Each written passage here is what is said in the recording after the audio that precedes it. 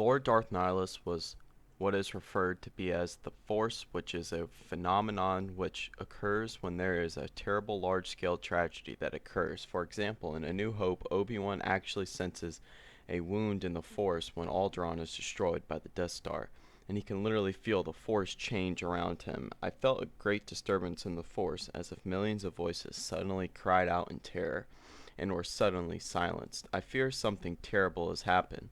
Nihilus, though, was strange because he was a sentient wound in the Force that was in fact the Dark Lord of the Sith. Because of this, he spoke and acted very differently, as the only true desire in life was to feed off the Force energies of others in an attempt to quench his endless Force hunger. He is a wound in the Force, more presence than flesh, and his wake life dies, sacrificing itself to his hunger. Because of this state between life and death, many speculated that this is where he drew his power from, and he held a strong and pure connection to the dark side of the Force. Over time, Nihilus' very body began to fade away due to the exposure to Force energies. Nihilus was the Dark Lord that walked onto the plane in this physical plane. At the same time, he was almost more entity than he was man.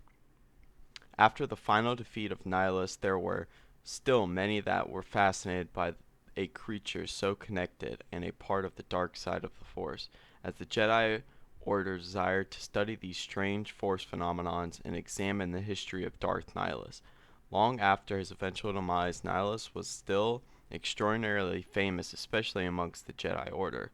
Through various ancient Sith Lord holocrons, the Jedi Order located locations where they could sample the voice of Nihilus, an attempt to explain why he was so different and why it was an alternate to so much after it became a wound in the Force. This is what many Jedi scientists and scholars said concerning their theories on the voice of Darth Nihilus. Nihilus wore a mask of possible a Hindu origin and spoke an unsettling, literally, an expirating tongue. Jedi seer sampling it from a Sith holocron proclaimed that it is intelligibly required, where in patience Nihilus says that was the language spoken billions of years.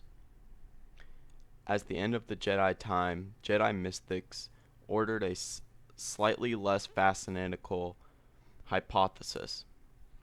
Impossibly, Nihilus spoke the raw dialect of the Force itself, a language untranslated by midichlorians. One needed only to die to comprehend.